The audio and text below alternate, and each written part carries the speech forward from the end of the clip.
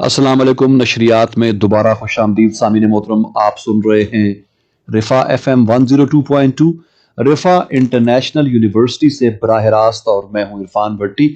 सामीन मोहतरम, हमारा अगला प्रोग्राम है आपकी सेहत। ये प्रोग्राम इससे पहले भी पेश किया जाता रहा है, और इस प्रोग्राम में मुख्तलिफ शोबों से ताल्लुक़ रखने वाले डॉक्टर हजरात जो है, मुआलिज हजरात तशरीफ़ लाते रहें और मुख्तलिफ मौज़ूआत पर जो है हमें गाइड करते रहें। और इसको दोबारा से हम आज शुरू कर रहे हैं इंशाल्लाह। ये प्रोग्राम आप हर मंगल को दिन 12 बजे बराह रास्त देखा करेंगे और सुना भी करेंगे। देखा करेंगे आप हमारे फेसबुक पेज पे, रिफा FM 102.2 के फेसबुक पेज पे इंशाल्लाह इसको हम बराह रास्त नशर किया करेंगे, और रिफा FM पे भी ये प्रोग्राम चलेगा। ये प्रोग्राम रिपीट में आप सुन सकते हैं शाम 6 बजे और फिर रात 12 बजे रिफा FM 102.2 पे। हमारे साथ तशरीफ थे जनाब डॉक्टर अब्दुल गनी वसीम साहब। डॉक्टर साहब, आपको खुशामदीद कहते हैं। डॉक्टर साहब प्रोफेसर ऑफ मेडिसिन है रिफा इंटरनेशनल हॉस्पिटल में, इस्लामाबाद में। डॉक्टर साहब, आज का जो मौजू सेलेक्ट किया गया है गुफ्तगू के लिए, वो कोविड-19 के हवाले से है। ज़ाहिर है कि ऐसी एक वबा जिसने पूरे तकरीबन 1 साल से जो पूरी दुनिया को अपने लपेट में लिया हुआ है। तो सबसे पहले तो ये पूछना चाहूँगा कि कोविड-19 की जो इब्तदाई अलामात है वो क्या होती हैं, कैसे पता चले? क्योंकि ये बड़ा मिलता जुलता आम नज़ला ज़ुकाम को भी लोग कोविड-19 समझ लेते हैं। तो क्या कुछ फ़र्क है इसमें कि पता चले हमें शुरू में? बिस्मिल्लाहिर्रहमानिर्रहीम। सबसे पहले तो आपकी टीम का शुक्रिया कि उन्होंने मुझे इस अहम मौजू पर गुफ्तगू करने के लिए दावत दी है। और असल में जो कोविड-19 है इसकी मुख्तलिफ स्टेजेस हैं, तो और मुख्तलिफ एज ग्रुप्स में इसकी मुख्तलिफ प्रेजेंटेशन हैं। सही। तो अगर यंग लोग हैं या बच्चे हैं, उनमें ये आम सीजनल फ्लू की तरह ही बिहेव करता है, जिसमें नज़ला ज़ुकाम, सर में दर्द, हल्की खांसी और बाज़-औक़ात तेज़ बुखार होता है, लेकिन अमूमी तौर पे 2-3 दिन में ये लोग ठीक हो जाते हैं। सही। तो इसलिए इसको टोटली डिफ्रेंशिएट करना मुश्किल है, और इसीलिए प्रॉब्लम भी हो रही है कि इसकी शुरू में कोई बहुत ऐसी निशानियां नहीं होती कि आप फौरी तौर पे डिफ्रेंशिएट कर सकें कि ये सीजनल फ्लू है कि कोविड है। और कहते हैं कि आजकल जिसको भी फ्लू है तो वो it should be considered covid until proved otherwise. सही। तो इब्तदाई निशानियां हैं, आप 1-2 दिन के लिए अपने आप को आइसोलेट करें, बेहतर हो गए हैं, कैफियत बेहतर है तो वेल एंड गुड। अगर नहीं बेहतर या प्रोग्रेस कर रही है तो फिर आप जो है वो उसके लिए ट्रीटमेंट के लिए चले जाएं। एक बात बहुत इंपॉर्टेंट है इसमें कि इसमें जनरलाइज्ड जो एक्स एंड पेन्स हैं, जो जिस्म में दर्दों की कैफियत है, वो बहुत इंतहा की है, जो आम फ्लू में नहीं। तो ये एक निशानी हो सकती है कि अगर आपको ज़्यादा शदीद दर्द है तो हाँ जी, तो फिर आप ये सोचिए कि ये या ऐसा बुखार है जो जा रहा है काफी दिन तक बुखार आप। हाँ जी, वो तो फिर सारी बात है कि वो सेकंड स्टेज में मॉडरेट डिजीज में अगर आप आ जाते हैं। लेकिन इब्तदाई अलामात में जिसमें आम फ्लू में आपको नज़ला ज़ुकाम, खांसी, सर में दर्द, जिस्म में दर्दें होती हैं, तो बिल्कुल सिमिलर स्टार्ट इसका भी वैसे है। जैसे डिजीज़ प्रोग्रेस करेगी तो उसमें 4-5 दिन अगर गुजर गए हैं और आपका वो नज़ला ज़ुकाम ठीक नहीं हो रहा है, या बुखार की शिद्दत में इजाफा हो गया है, या खांसी की शिद्दत में इजाफा हो गया है, तो मोस्ट प्रॉब्ली फिर ये कोविड-19 है रादर देन सीजनल फ्लू। तो डॉक्टर साहब, ऐसा कौन सा मरला है कि जहाँ पे उस पेशेंट को अब डॉक्टर के पास ले जाना जरूरी है? शुरू में तो ज़ाहिर है लोग घर में ही कोशिश करते हैं, इलाज बेसिक कुछ छोटी मोटी चीज़ें कुछ यूज़ कर ली, सेल्फ आप समझें कि जो तशखीस होती है वो उसकी बिना पे भी लोग कर लेते हैं। सर में दर्द है तो ये वाली गोली खा लें, या जुकाम है तो जोशंदा पी लें। लेकिन कौन सी ऐसी स्टेज है जिसमें उस पेशेंट को डॉक्टर से अब रुजू करना ज़रूरी हो जाता है? इसमें इम्पोर्टेंट बात यही है कि ज़ाहिर बात है कि हर फ्लू वाले पेशेंट के लिए ज़रूरी नहीं कि आप डॉक्टर के पास जाएं, हॉस्पिटल को रिपोर्ट करें। लेकिन इम्पोर्टेंट बात यह है कि अगर आपको ये प्रॉब्लम 4-5 दिन से बढ़ गई है और बुखार की शिद्दत बढ़ रही है, खांसी ज़्यादा हो गई है, सांस लेने में दुश्वारी हो रही है, तो इसका मतलब है कि इस स्टेज पे आपको अपनी करीब तरीन जो हेल्थ फैसिलिटी है उसमें रिपोर्ट करना चाहिए। वहाँ पे आपकी रजिस्ट्रेशन हो जाए, आप किसी डॉक्टर के अंडर ट्रीटमेंट चले जाएं, ताकि अगर कोविड के साइंस एंड सिम्टम्स अपीयर होते हैं तो आपको बर वक्त जो है वो ऐसी फैसिलिटी में भेज सके जिसमें कोविड की ट्रीटमेंट अवेलेबल है। सही है डॉक्टर साहब। तो हॉस्पिटल तक जाना और उसको ट्रीटमेंट के लिए हॉस्पिटल में एडमिट कराना, ये क्या कैफियत है कि जब उसको ज़रूरी है कि अब उसको हॉस्पिटलाइज होना चाहिए, अब उसका घर में या आम किसी मोहल्ले के डॉक्टर से علاج نہیں کرانا بلکہ اس کو اب ہاسپٹل میں جانا ضروری ہے. دیکھیے اس میں امپورٹنٹ چیز یہ ہے کہ پہلے مرحلے میں ہم نے یہ طے کر لیا کہ اب پیشنٹ کو کووڈ-19 اگر ہم نے لیبل کر لیا ہے, ڈائگنوزز ہو گئی ہے, اگر 5-7 دن ہو گئے ہیں, بخار سیٹل نہیں ہو رہا اور کووڈ-19 کا ٹیسٹ کرایا ہے, پی سی آر پازیٹیو ہے, ایکس رے میں کچھ چینجز ہیں یا کچھ ایسے پیرامیٹرز ہیں جیسے ڈی ڈائمرز ہم کرتے ہیں, فیریٹن ہے, کچھ انفلیمیٹری مارکرز ہیں, سی آر پی ریز آ گیا ہے, تو اس سٹیج پہ پی سی آر بھی پازیٹیو ہے, تو اس کا مطلب یہ ہے کہ یہ پیشنٹ کووڈ-19 کنفرم کیس ہے. ٹھیک ہے. اور ان میں وہ جو تمام جو پابندیاں ہیں وہ لاگو ہوں گی, جس میں آپ کو جو پیشنٹ ہے ان کو آئسولیشن میں رہنا ہے, دوسرے گھر والوں سے نہیں ملنا ہے, اپنے برتن باقی چیزیں کمرے کو آئسولیٹ اپنے آپ کو کریں, ماسک کا استعمال کریں, گیدرنگز میں نہ جائیں, اس لیے کہ وہ پھر وہ اسپریڈ کر رہے ہیں. بالکل. لیکن اس کے ساتھ جو ہے وہ اپنی آکسیجن سیچوریشن کو مانیٹر کرتے ہیں, پلس آکسیمیٹری جس کو ہم کہتے ہیں, جس میں ایک چھوٹا سا ایک آلہ ہوتا ہے جو عام میڈیکل سٹور سے شاپ سے مل جاتا ہے 1500 سے 2000 کے درمیان میں. ٹھیک. اور وہ گھریلو یوز کی ڈیوائس ہے, تو آپ اس کو اپنی فنگرز کے ساتھ اٹیچ کریں گے تو وہ آپ کی آکسیجن سیچوریشن دے دے گا. ٹھیک ہے. اور آکسیجن سیچوریشن جو ہے 95 اینڈ ابو ہونی چاہیے. ٹھیک. اگر آکسیجن سیچوریشن اس میں 95 سے کم آنا شروع ہو گئی ہے تو اس کا مطلب یہ ہے کہ اس سٹیج پہ آپ کو ہاسپٹل رپورٹ کرنا چاہیے. اور اسپیشلی اگر آکسیجن سیچوریشن مسلسل 94-95 سے کم آ رہی ہے, ڈراپ ہو رہی ہے, اور 90 سے بھی کم ہے, تو اس میں آپ کو جو بھی پیشنٹ ہیں ان کو ہاسپٹل رپورٹ کرنا ضروری ہے. پھر آپ کا جو لوکل گھر میں نہیں رکنا, پھر گھر میں نہیں رک سکتے. یہی سب سے بڑا پیرامیٹر ہے کہ جس میں ایک تو ورسننگ سمٹمز ہے جس میں ہم نے بات کی ہے کہ اگر بخار ہے, کھانسی ہے, سانس میں دشواری ہے, تو یہ وہ پیرامیٹرز ہیں جس میں ہم عام طور پہ کوشش کرتے ہیں کہ آئسولیشن پہ چلے جائیں. اور اگر اس کے باوجود بھی آکسیجن سیچوریشن فال کر رہی ہے تو یہ وہ مریض ہیں جن کو ہاسپٹل رپورٹ کرنا چاہیے. اور اس میں سب سے جو اہم چیز ہے وہ یہ ہے کہ گھر میں دیکھیں, جو سب سے امپورٹنٹ بات یہ ہے کہ ہمارے لوگ اس بات کو یہ ابھی تک سمجھ نہیں پا رہے کہ جب ان سے کہا جاتا ہے جی کہ آپ ہاسپٹل رپورٹ کریں تو وہ کہتے ہیں جی کہ شاید وہ ہمیں زبردستی داخل کر لیں گے. تو ہاسپٹل میں تو اوور آکوپائڈ بیڈز ہیں کہ جی کہ بیڈز ہیں ہی نہیں ہیں, اور آپ کو زبردستی داخل کرنے والی اب سٹیج نہیں ہے. سٹیج 1 میں زبردستی داخل کرتے تھے. اس کی وجہ یہ تھی کہ ڈاکٹرز کی, ہیلتھ کیئر ڈپارٹمنٹ کی, این سی او سی کی یہ کوشش تھی کہ ڈیزیز سپریڈ نہ ہو, ہم اس کو کسی طرح کنفائن کر لیں, اور جو بھی مریض کنفرم ہو جاتا تھا اس کو ہاسپٹل میں ایڈمٹ کر لیتے تھے. 15 دن آپ نے آئسولیشن میں رکھا اور اس کے بعد جب ٹھیک ہو گئے یا نیگیٹو ہو گئے تو ان کو ڈسچارج. اب تو لاکھوں کی تعداد میں مریض ہے, نہ تو اتنے بیڈز ہیں, نہ ہیلتھ جو فیسلٹیز ہیں ان میں اتنی گنجائش ہے, تو اس لیے کوئی بھی آپ کو ہاسپٹل داخل نہیں کرتا.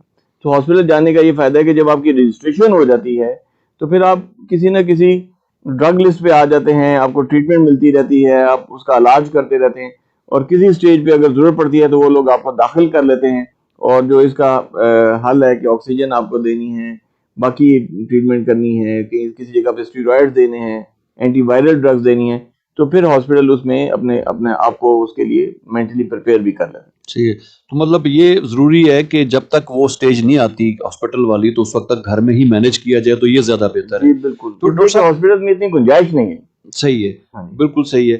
اچھا ڈاکٹر صاحب, اگر جلدی تشخیص ہو جاتی ہے کووڈ-19 کی بالکل ابتدائی اس میں, تو اس کے کچھ فوائد ہیں, جلدی پھر مینیج بھی ہو سکتا ہے چیزیں.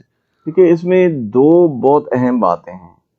میں اپنے کلینکل ایکسپیرینس کی بیس پہ آپ سے یہ بات آپ کے پروگرام کی وساطت سے بھی کہنا چاہتا ہوں کہ لوگ کووڈ کا ٹیسٹ کرانے سے پی سی آر ابھی بھی بہت گھبراتے ہیں. اچھا. کہ جی جب جتنے بھی سک پیشنٹس ہوں, ایکس ریز میں نمونیا بھی آ جائے, ہم انہیں کہتے ہیں جی کہ آپ کے جو علامات ہیں یہ کووڈ-19 والی ہیں, آپ مہربانی کر کے پی سی آر کا ٹیسٹ کر لیں, کنفرم ہو جائے. تو وہ کہتے ہیں نہیں ہمیں کرونا نہیں ہے, باقی سب کچھ وہ کریں گے لیکن یہ ٹیسٹ نہیں کراتے. ابھی بھی لوگ گھبراتے ہیں, شاید کوئی لیبل لگ جائے گا یا ہاسپٹل والے اٹھا کے لے جائیں گے یا ایسا کوئی مسئلہ ہوگا. ایسا کوئی سلسلہ ہے ہی نہیں. یہ جیسے میں نے پہلے آپ سے کہا ہے کہ بھی ہاسپٹل میں اتنی گنجائش نہیں ہے کہ آپ کو زبردستی داخل کریں. ابتدائی تشخیص کے دو بہت اہم فائدے ہیں کہ اگر کسی پیشنٹ میں کووڈ کنفرم ہو جاتا ہے تو اس کی بر وقت سٹیپ وائز مینجمنٹ ہے. مائلڈ ڈیزیز ہے, ماڈریٹ ڈیزیز ہے, سویئر ڈیزیز ہے, کس سٹیج پہ آپ نے گھر رہنا ہے, کس سٹیج پہ آپ نے کون کون سی دوائیاں شروع کرنی ہیں اور کس سٹیج پہ مریض کو ہاسپٹل جانا ہے, آکسیجن تھراپی دینی ہے, اینٹی وائرل دینے ہیں, اسٹیرائڈ دینے, اس کے سٹیپس ہیں. بالکل. تو اگر جلدی تشخیص ہو جائے تو اس مریض کا بر وقت علاج ہو جائے گا. دوسرا بہت بڑا فائدہ یہ ہے کہ اگر اس پیشنٹ میں تشخیص ہو جاتی ہے کہ یہ کووڈ کا پیشنٹ ہے تو آپ اس کو آئسولیٹ کر دیں گے, پیشنٹ گھر میں آئسولیٹ کر دیں گے. بالکل. تو وہ پھر 50-100 لوگوں کو ٹرانسفر نہیں کریں گے. صحیح. وہ کسی فنکشن میں نہیں جائیں گے, اسکول کالج میں نہیں جائیں گے, یونیورسٹی نہیں جائیں گے, اپنے گھر والوں کو سیف رکھیں گے, مسجد ان کی پابندی لگ جائے گی جانے میں, اپنی ڈیوٹی پہ نہیں جا سکیں گے, ٹریولنگ پہ پابندی لگ جائے گی. تو اس کا مجھے یہ لگتا ہے کہ بہت بڑا ایڈوانٹیج ہے کہ اگر علی تشخیص ہو جائے تو مریض کے علاج میں جو بہتری آنی ہے وہ تو آنی ہے, لیکن وہ جو سورس ہے جو اسپریڈ کر رہی ہے ڈیزیز اس کو ہم پریونٹ کر سکتے. صحیح ہے. اچھا ڈاکٹر صاحب, اگر فرض کرو گھر میں علاج چل رہا ہے تو کس قسم کی ادویات دی جاتی ہیں پیشنٹ کو, اور دیگر کیا چیزیں علاج میں معاون ثابت ہو سکتی, مددگار ثابت ہو سکتی, مثلا خوراک وغیرہ جو ہے وہ ڈائٹ وغیرہ کیسی ہونی چاہیے اس صورتحال میں؟ دیکھیے جیسے جو نارمل ہم ادویات لیتے ہیں فلو کے لیے, جیسے آپ نے بخار ہوا ہے تو پیناڈول لے لی ہے, مائلڈ سا کف سیرپ لے لیا ہے, کوئی اینٹی الرجی کا آپ نے لے لی ہے. تو جیسے نارملی فلو کی ٹریٹمنٹ ہم لوگ عام طور پہ ہمارے میڈیکل سٹورز پہ آن دی کاؤنٹر یہ میڈیسن مل جاتی ہیں. تو یہی علاج ہے انیشلی. اور آپ جو بھی ہیں سمٹومیٹک ٹریٹمنٹ ہم اس کو کہتے ہیں کہ بخار ہے تو پیراسٹامول لے لیں, کوئی اینٹی الرجک لے لیں, کف سیرپ مائلڈ سا لے لیں.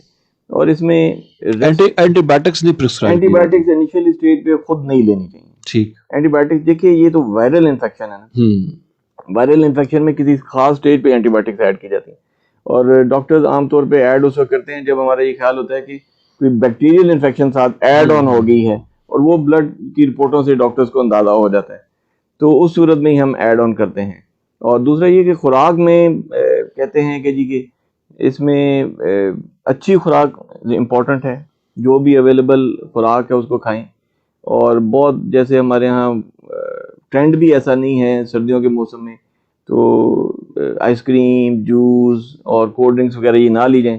وارم ڈرنکس جیسے چائے ہے, ہمارا قہوہ ہے ٹریڈیشنل, اور لائٹ کافی لے سکتے ہیں. ہائیڈریشن کہتے ہیں اس میں بہت اچھی ہونی چاہیے. تو سردیاں ہیں ہمارے یہاں ابھی تک تو ٹھنڈا پانی پینا اتنا اچھا نہیں لگتا, تو وارم واٹر پئیں اور ہائیڈریشن کریں اپنی اچھی, اس لیے کہ وہ کہتے ہیں کہ اگر ہائیڈریشن اچھی ہو تو اس سے بھی سمٹم میں کچھ نہ کچھ بہتری آتی ہے. صحیح ہے. ڈاکٹر صاحب اسٹیم کا بھی کہا جاتا ہے, اسٹیم لینا بھی اچھا ہے, اس میں کیا؟ ہاں جی, اسٹیم ظاہر بات ہے کہ ریسپریٹری ٹریک انفیکشن ہے, ایئر وے آپ کا بلاکڈ ہوتا ہے, سیکریشن تھکنڈ ہوتی ہیں, تو سیکریشنز کو نکالنے میں اور اسٹیم کرتی ہے. وائرس پہ شاید اس کا کوئی ایسا رول نہیں ہے, اس کی ایکٹیویٹی پہ یا انیکٹیویٹی تھوڑا بریدنگ میں تھوڑی جی بریدنگ میں ہیلپ مل جاتی ہے. وارم سارا, کیونکہ ہمارے ہاں موسم ٹھنڈا ہے تو وارمنس آپ کے جو ہے وہ ریسپریٹری ٹریک کو مل جاتی ہے وارم, اس سے ہیلپ کچھ مل سکتی ہے. صحیح. ہاں ڈاکٹر صاحب جب آپ سوشل آئسولیشن میں جاتے ہیں, کسی ایسے پیشنٹ کو لے کے جاتے ہیں, تو اس کے ساتھ بہت زیادہ سائیکولوجیکل ایشوز بھی انوالو ہوتے ہیں. گھر میں کیسے مینیج کیا جائے؟ کیا گھر والوں کا بالکل انٹریکٹ کرنا جو ہے وہ نہیں کرنا چاہیے, آنا جانا کمرے میں لگ, یا کچھ سیفٹی پریکاشنز کے ساتھ بندہ اس کے گھر والے اس سے مل سکتے ہیں, جا سکتے ہیں روم میں, کوئی چیز ضرورت ہے جانا؟ دیکھیے جی, اس میں ایک بات یہ بہت امپورٹنٹ ہے کہ اگر کوئی پازیٹیو کیس آپ کے پاس گھر میں ہے تو ڈیزیز تو اسپریڈ ہوگی, اور ریکمنڈیشن تو اصولی طور پہ یہ ہے کہ آپ کمپلیٹ آئسولیشن میں رہیں. ہاسپٹلز بھی شروع میں انیشلی ہم اسی لیے ایڈمٹ کرتے تھے کہ کمپلیٹ آئسولیشن میں رکھا جا سکے. تو یو نیور نو کہ اتنا اسمال وائرس ہے کہ کس وقت کس کو ٹرانسفر ہو جائے. اور ایک بندہ جو اس کا اٹینڈنٹ ہے پیشنٹ کا, اگر ہی کیچز انفیکشن اف ہی اور شی, تو پھر اس کا مطلب ہے کہ وہ اس کے بعد کمرے میں گھر میں آئیں گی, بچوں کے ساتھ بیٹھیں گی, اور اس کا مطلب ہے کہ وہ سارا گھر انفیکٹ ہو جائے گا. تو میرے خیال میں تو بہتر تو آپشن یہی ہے کہ آئسولیشن میں پیشنٹ کو کمپلیٹ آئسولیشن میں رکھا جائے. اور یہ بہت امپورٹنٹ, مثلا میں خود بھی اس میں مطلب رسک نہ لیں تو سر بہتر ہے. اس میں امپورٹنٹ بات یہ ہے کہ آپ گھر کے جو کمرہ ہے, اگر ہمارے ہاں ایسی فیسلٹیز لوگوں کی کم ہوتی ہیں, ہمارے ہاں چونکہ جوائنٹ فیملیز ہوتی ہیں اور اتنے کمرے نہیں ہوتے, لیکن جہاں پہ اویلیبل ہے اٹیچ باتھ والا کمرہ دے دیا جائے پیشنٹ کو, اور وہاں پہ ان کا اگر پاسبل ہو تو ڈسپوزیبل برتن دے دیے جائیں اس میں کھانا دے دیں, وہ وہاں پہ کھانا کھا کے اس کو ایک کونے میں یوز کر کے رکھ دیں, بعد میں ڈسکارڈ کر دی جائیں. اور یہ جو بار بار جانا ہے, اندر دروازہ کھلے گا, لوگ آئیں گے, تو میرے خیال میں سورس آف انفیکشن ہی بنے گا. گھر میں اگر آپ پیشنٹ کو مینیج کرنا چاہتے ہیں تو اس کے لیے بہت امپورٹنٹ ہے کہ آپ آئسولیشن میں رہیں, اور گھر والے بھی اس دوران میں جو ہے وہ ماسک پہن کے رکھیں. جب پیشنٹ سے انٹریکٹ کر رہے ہیں, جیسے دروازہ کھلا ہے, تو پیشنٹ نے بھی ماسک پہنا ہو, اور جو دروازے پہ انٹریکٹ کر رہے ہیں وہ ڈسٹینسنگ رکھتے ہوئے ماسک پہن کے تو ان سے انٹریکٹ کر رہے ہیں. ویسے آج کل تو میرا خیال ہے کہ اس جدید دور میں موبائل فون ہے, آپ واٹس ایپ کال کر سکتے ہیں, تو انٹریکشن آسان ہے, بجائے اس کے کہ ہر دفعہ دروازہ کھول کے جو ہے انٹریکٹ کیا جائے, مطلب رسک نہ لیا جائے, تو بہتر ہے. اچھا ڈاکٹر صاحب یہ بتائیں کہ اب اس کا اب تک کی جو کیفیت ہے تقریباً لگ بھگ 1 سال سے جو ہے 2 طرح کی جو نا پاسبلٹیز کووڈ سے نپٹنے کی جو نا وہ سامنے آئی ہیں. ایک تو یہ ہے کہ بندے کی نا امیونٹی اسٹرانگ ہونی چاہیے, تو بہت ایک سب سے بہتر حل تو یہ, بالکل صحیح. اور دوسرا ویکسینز بھی آ گئی ہوئی ہیں, تو بتائیے گا ویکسین جو بیسیکلی کیا چیز ہوتی ہے؟ دیکھیے ویکسین کا کانسیپٹ کوئی نیا کانسیپٹ نہیں ہے جی, اور آپ لوگوں کو یاد ہوگا کہ ہمارے ہاں ٹیٹنس بچوں کو پیدائش کے بعد بہت زیادہ ٹیٹنس ہو جاتا ہے, کیونکہ ہوم ڈلیوریز ہوتی تھیں, اوزار گندے ہوتے تھے, اور بہت سارے بچوں کی ڈیتھ ہو جاتی تھی ٹیٹنس کی وجہ سے. اسی طرح کسی کا روڈ ٹریفک ایکسیڈنٹ ہوا تو ٹیٹنس ہمارے اس وقت کافی بیماری عام تھی, تو اس کے خلاف ایک ویکسینیشن کی کمپین چلائی گئی, اور اس کے بہت اچھے رزلٹس نکلے ہیں. اب بچے ایسے ہم نے خود دیکھے ہیں پیشنٹ بہت جو نیو بورنز ہوتے تھے ٹیٹنس کے ساتھ, تو اب وہ بہت کم ہو گئے ہیں, نہ ہونے کے برابر ہیں. اسی طرح پولیو کے ہم نے بہت پیشنٹس دیکھے ہیں جس وقت ہم ینگ ڈاکٹر سے, تو اب جب سے یہ کمپین چلی ہے پولیو کے حوالے سے, تو آپ نے دیکھا ہے کہ پولیو کے کیسز بہت کم ہو گئے ہیں. جی, ویکسینیشن بیسیکلی دیکھیے جب بھی جسم کے اندر کوئی بیکٹیریا یا وائرس اٹیک کرتا ہے تو اللہ تعالیٰ نے حفاظتی نظام رکھا ہوا ہے ہمارا, تو وہ اس جراثیم کے خلاف ایک آٹومیٹک سسٹم سٹارٹ ہو جاتا ہے جس کو ہم امیون سسٹم کہتے ہیں. جی, اور امیون سسٹم جو ہے وہ اس کے اندر کچھ میموری سیلز ہوتے ہیں, اینٹی باڈیز بن جاتی ہیں, تو جب آئندہ اٹیک ہوتا ہے تو اسی بیماری کے خلاف وہ ایکٹیو ہو جاتی ہیں اور اس کو اثر نہیں کرنے دیتی. اچھا ویکسین یہی کام کرتی ہے, مثلا کسی وائرس کا یا بیکٹیریا کا کوئی ایک حصہ لے لیا جاتا ہے اور اس کو یوز کیا جاتا ہے ٹو پروڈیوس دی اینٹی باڈیز. صحیح. اور اس میں ویکسینز بھی کئی قسم کی ہیں, جیسے ایک تو بالکل ڈیڈ وائرس, اچھا ٹھیک ہے جی, ایک ہوتا ہے ویکنڈ وائرس, ایک ہوتا ہے پارٹ آف وائرس اور بیکٹیریا. جینیٹک مٹیریل بھی لے لیتے ہیں اس کی, اور اس کے پارٹس بھی لے لیتے ہیں, جیسے یہ کووڈ میں انہوں نے کیا ہے, تو اس کے اگینسٹ وہ اس کو انجیکٹ کیا جاتا ہے ہیومن بینگ میں. وہ آئیڈینٹیفائی کر لیتا ہے جی کہ virus has entered in the body یا بیکٹیریا آ گیا ہے, تو اس کے اگینسٹ پھر جو ہے باڈی اپنا ریسپانس پیدا کرتی ہے اور اینٹی باڈیز بنا دیتی ہے. تو یہ جو ویکسین لگے گی اس کا بھی یہ فائدہ ہوگا کہ یہ اگینسٹ کووڈ انسان کے جسم میں اینٹی باڈیز پیدا کر دے گی. جب ایکچوئل کووڈ باڈی میں اٹیک کرے گا تو اس کے اگینسٹ پہلے سے اینٹی باڈیز موجود ہوگی اور انسان کو انفیکٹ نہیں کر سکیں گے. تو یہ ایڈوانٹیج ہے اس کا ہوگا. صحیح ہے. اچھا ڈاکٹر صاحب یہ بتائیں کہ ویکسین کو استعمال کے قابل کب کیا جاتا ہے؟ دیکھیے اس کے ایک بڑا لمبا پروسیس ہے جس میں ویکسین جو ہے وہ مارکیٹ میں لانچ کی جاتی ہے. اس کی فیزز ہیں, فیز 1, فیز 2, فیز 3, فیز 4. تو پہلے تو چند ہیلدی جو انڈیویجولز ہوتے ہیں انہوں نے 100-200 لوگ سلیکٹ کیے ہوتے ہیں کہ جی کہ ان کے پیرامیٹرز ٹھیک ہیں, وائٹلز ٹھیک ہیں, ان کو کوئی بلڈ پریشر, دل کی تکلیف نہیں, تو ان کو انجیکٹ کیا جاتا ہے. ان میں رسپانس دیکھا جاتا ہے, الرجک ریئیکشنز تو نہیں ہوگے, کوئی بڑے سائیڈ ایفیکٹس تو نہیں ہوئے.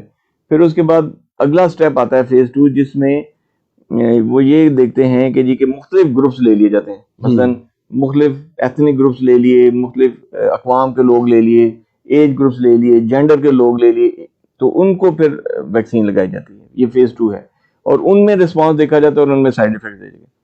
فیز 3 میں تھاؤزنڈز میں دیکھا جاتا ہے کہ جی کہ 10,000, 20,000, 30,000, جیسے یہ ہماری سائنوفارم ویکسین ہے, یہ پاکستان میں ٹیسٹ ہوئی ہے, پہلے تھاؤزنڈز لوگوں میں لگی ہے, اس کا رسپانس آیا ہے مختلف ہاسپٹل میں, جیسے شفا انٹرنیشنل ہاسپٹل ہے, ہائر ایجوکیشن کمیشن کی جو اپنا UHS والی جو ہمارے جو گروپ ہے, انہوں نے UHS والوں نے, انڈس ہاسپٹل والوں نے, آغا خان والوں, تو انہوں نے ان کو چائنا کی گورنمنٹ کے ساتھ مل کے تو انہوں نے ٹرائلز کیے ہیں جی اور اس کے بعد یہ 4th فیز میں ماسز کے لیے اویلیبل کر دی جاتی ہے. صحیح. اور لیکن اس میں بھی پھر سال لگتے ہیں کہ اس کے سائیڈ ایفیکٹس لانگ دیکھیں. لیکن اس دفعہ WHO نے یہ کیا ہے چونکہ مورٹیلٹی بہت زیادہ ہے, لوگ بہت زیادہ مر رہے ہیں, ساری دنیا میں بہت زیادہ انفیکٹ ہو رہے ہیں, تو فیز 4 جو لانگ ٹرم ایفیکٹس ہیں وہ انہوں نے ابھی نہیں دیکھے, لیکن انہوں نے لانچ کر دیے تاکہ لوگ بچیں گے تو لانگ ٹرم ایفیکٹس بھی دیکھیں لاکھوں کی اموات ہیں, ملینز ہیں, ملینز. بالکل. تو اس لیے میرے خیال میں سیف اس کو دیکھ کے لانچ کیا گیا ہے. جو مختلف 4-5 ویکسینز آئی ہیں تو ان کی سیفٹی کو مد نظر رکھتے ہوئے تبھی لانچ ہوئی ہیں یہ. تو اس وقت سیف ہے الحمدللہ, کوئی ایسا کوئی بڑے سائیڈ ایفیکٹس نہیں آ رہے. مائنر سائیڈ ایفیکٹ تو دیکھیے جی ہر ویکسین کے ساتھ ہو. جب آپ ٹیٹنس کی ویکسین لگواتے ہیں تو ایریا سائڈ بھی پین کرتی ہے, ہلکا بخار بھی ہو جاتا ہے. آپ کو شاید یاد ہو کہ جب ہم سکولز میں ہوتے تھے جی تو اس وقت ٹائیفائڈ کی ویکسین لگائی جاتی تھی, بالکل. اور ہم چونکہ ہاسٹل میں ہوتے تھے تو سیٹرڈے کو لگاتے تھے تاکہ وہ ویکینڈ ہمارا صحیح ہے اسی میں بخار ہو جاتا ہاں جی بخار ہو جاتا تھا, تو اس کے بعد وہ ٹھیک ہو جاتے تھے لوگ. تو ویکسین نیو کانسیپٹ نہیں ہے. صحیح. اچھا مجھے صرف ایک بات آپ کے تھرو یہ کہنی ہے کہ پہلے جب یہ ویکسین نہیں آئی تھی تو ہر شخص یہ پوچھ رہا تھا کہ سر ویکسین کب آئے گی, کیسے ہم اس سے سیف ہو سکتے ہیں. اب جب ویکسین آ گئی ہے تو اس کی سیفٹی پہ بہت سارے سوال اٹھ رہے ہیں. میرے خیال میں اس سٹیج پہ ہمیں کوشش کر کے تو جو گورنمنٹ کمپین چلا رہی ہے اور فری آف کاسٹ دے رہی ہے تو اس میں ہمیں اپنا حصہ وصول کرنا چاہیے اور ویکسین لگوانی چاہیے. سر کیا کوئی ایسا ایج گروپ یا کوئی ایسے لوگ بھی ہیں کہ جن کو فی الوقت ویکسین کی ضرورت نہیں ہے لگوانے کی؟ بس اس میں جی جو ریکمنڈیشن ہے بس اس کو فالو کرنا چاہیے. سائنو فارم جو ویکسین ہمارے یہاں اویلیبل ہے اس میں انہوں نے ریکمینڈ کیا ہے کہ 18 سال سے کم اور 60 سال سے زیادہ کے لوگ نہ لگوائیں. اچھا. حاملہ خواتین, وہ خواتین جو بچوں کو دودھ پلا رہی ہیں, ایسے مریض جن کو دل کی تکلیف ہے یا سانس کی کوئی بڑی بیماری ہے, کینسر کے مریض, یا جنہوں نے کینسر کا علاج پچھلے 3 مہینے میں مکمل کیا ہے, تو ان کے لیے وہ ریکمینڈ کر رہے ہیں کہ ابھی نہ لگوائیں. اچھا. اس کی وجہ یہ کہ ان کو انہوں نے ٹرائلز میں شامل نہیں کیا تھا. اچھا. تو اب چونکہ یہ میرا خیال ہے فیز 2 فیز 3 یعنی وہ ویکسین کی جو سیکنڈ جنریشن آئے گی, 3rd جنریشن آئے گی, تو اس میں ہو سکتا ہے کہ وہ ان لوگوں کو بھی اجازت مل جائے کہ آپ لگوا سکتے ہیں. صحیح ہے. ہاں جی. تو جو لوگ شفا یاب ہو چکے ہیں کورونا سے, وہ ان کو بھی ضروری ہے ویکسین لگوانی, مطلب اینٹی باڈی ڈیولپ ہو گئے ہوئے ہیں؟ ہاں سر, یہ اصل مسئلہ یہ ہے کہ چونکہ یہ ایک نیو ڈیزیز ہے تو یہ اندازہ نہیں ہے کہ جو اینٹی باڈیز اس ڈیزیز کے خلاف ہیں وہ کتنے عرصے کے لیے رہیں گی. صحیح ہے. مثلا جیسے آپ کو پتہ ہے کہ خسرہ کے حوالے سے ویکسینیشن کی جاتی تھی تو اس میں وہ ایک انجیکشن لگاتے تھے اور کہتے تھے کہ لائف لانگ ہے, اور کالی کھانسی کے 2 انجیکشن لگتے ہیں. ٹھیک ہے جی. تو یہ ویکسینز کے حوالے سے یہ اسٹڈیڈ ہیں چیزیں کہ جی کہ اس کی امیونٹی جو ہے اتنے عرصے کے لیے رہے گی, اور اتنے عرصے کے بعد آپ بوسٹر ڈوز لگاتے ہیں, سیکنڈ ڈوز لگاتے ہیں. کچھ ویکسینز ایسی ہیں جس میں آپ ابھی آج ایک انجیکشن لگائیں گے, پھر 5 سال بعد انجیکشن لگائیں گے, پھر 10 سال بعد لگائیں گے, کیونکہ اس پہ اسٹڈیڈ ہے کہ 5 سال بعد اس کی جسم میں ٹائٹرز کم ہو جاتے ہیں تو وہ اس بیماری کے خلاف حفاظت نہیں کر پاتی, تو پھر اس کو بوسٹ کیا جاتا ہے, اس کو بوسٹر ڈوز کہتے ہیں. کووڈ کے حوالے سے ابھی تک یہ اندازہ نہیں ہے کہ اس کے جو اپنے ٹائٹرز ہیں, جو نیچرل امیونٹی ہے, وہ کتنا عرصہ رہے گی. صحیح. تو اس لیے ریکمنڈیشن اس سٹیج پہ یہی ہے کہ جن کو جو کووڈ سے شفایاب ہو چکے ہیں تو وہ بھی اس کی ویکسین لگوائیں. اچھا صحیح, ان کو بھی لگانی چاہیے. اچھا ڈاکٹر صاحب, ویکسین کے حوالے سے نا بہت زیادہ مسکنسیپشنز بھی ہیں. یہ بھی کہا جاتا ہے جی کہ کوئی چپ جو ہے وہ جسم کے اندر جو ہے نا داخل کریں گے, تو کیا مطلب آپ بینگ اے ڈاکٹر آپ اس کو کیسے دیکھتے ہیں؟ دیکھیے مجھے تو یہ لگتا ہے کہ جیسے آپ نے یہ کہا ہے بالکل ٹھیک ہے کہ ہے بیسیکلی مسکنسیپشن, اور دنیا میں اگر 6.5 ارب آبادی ہے تو کون سے ایسے گروپ ہیں جو ان کی ایک ایک ایکٹیویٹی کو مانیٹر کرنا چاہیں گے؟ 6.5 کروڑ لوگوں کی سارے دن کی موومنٹ کو آ رہے ہیں, جا رہے ہیں, نماز پڑھ رہے ہیں, کھانا کھا رہے ہیں, اسکول کالج گئے, اس کی مانیٹرنگ کا کیا فائدہ؟ اگر کچھ مخصوص لوگوں میں کسی ملک میں, مثلا ہمارے ملک میں 100 200 400 500 لوگوں کو مانیٹر کیا جائے تو بات بھی سمجھ آتی ہے. اب 22 کروڑ کو مانیٹر کر کے کسی نے کیا اسے کرنا ہے؟ دوسری بات یہ کہ مانیٹرنگ اگر کرنی ہے تو چپس تو ہمارے ساتھ لگی ہوئی ہیں آج. صحیح بات. ہر وقت ہماری جیب میں موبائل ہے, سوتے جاگتے اٹھتے بیڈ سائڈ پہ ہمارے ہیں, کلاس روم میں موبائل ہمارے پاس ہے, مسجد میں ہر صاحب کے پاس موبائل ہے. تو اگر کسی نے مانیٹر ہی کرنا ہے تو یہ آسان طریقہ ہے, اور ہم خود ساتھ لے کے پھر رہے ہیں.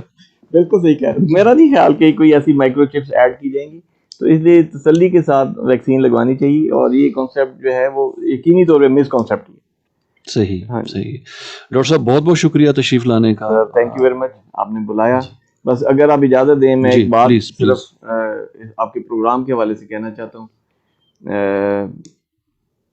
کیونکہ میں بھی ایک فرنٹ لائن ورکر ہوں اور ہیلتھ کیئر ورکرز جو ہیں وہ فرنٹ لائن ورکرز ہیں. تو آپ کے پروگرام کے حوالے سے صرف ایک بات کہنا چاہتا ہوں کہ جو لوگ فرنٹ لائن ورکرز ہوتے ہیں تو زندہ قوم میں ان کو ہمیشہ یاد رکھیں. بالکل. اور اس سے لوگوں میں حوصلہ پیدا ہوتا ہے.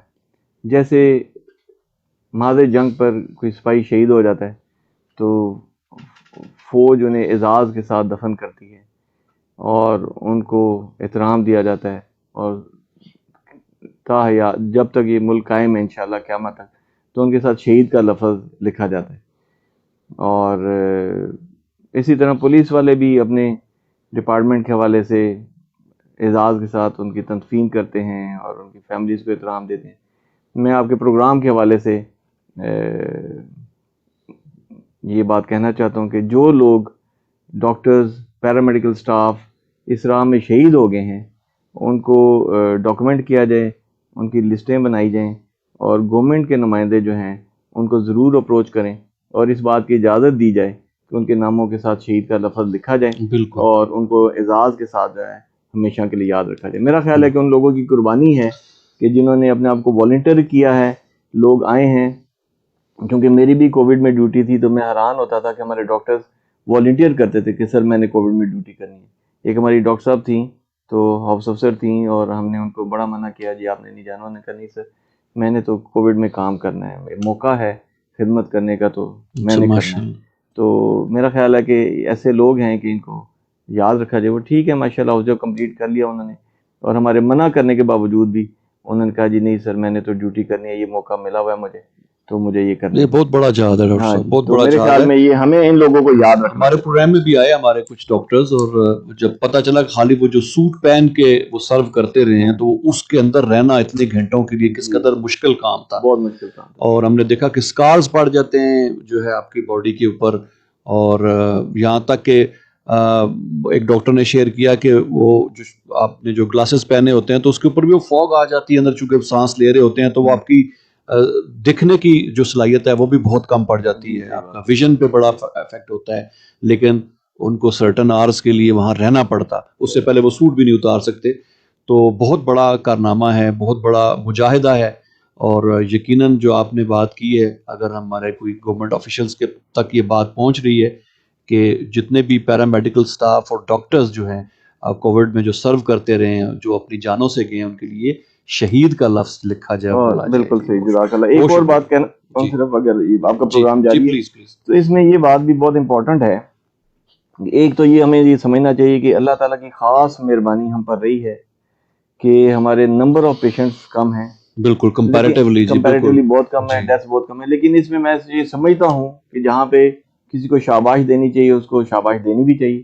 NCOC نے بہت بڑا رول ادا کیا ہے, NDMA نے بہت بڑا رول ادا کیا ہے کہ انہوں نے مانیٹر کیا ہے, مینج کیا ہے, اور جہاں پہ جس چیز کی ضرورت تھی اپنی صوبائی ٹیموں کے ساتھ مل کے تو ان کو جو ہے وہ بہت اچھا مینج کیا ہے. بالکل, جو سمارٹ لاک ڈاؤن کی پالیسی تھی یہ بڑی کامیاب رہی ہے, ادروائز ہم اس کے متحمل نہیں ہو سکتے تھے کہ ہمارا ملک پورا کا پورا بند ہو جائے. ایک اور پوائنٹ یہ ہے کہ اس بات کو یہ سمجھا جائے کہ جس وقت پہلا فیز تھا تو اس میں ہم لوگ بہت گھبرائے ہوئے تھے کہ جی جیسے دنیا میں پیشنٹس آ رہے ہیں تو ہمارے پاس پیشنٹس آئے تو ہم تو اتنا لوڈ برداشت نہیں کر سکتے, تو ہم تو پور کنٹری ہیں.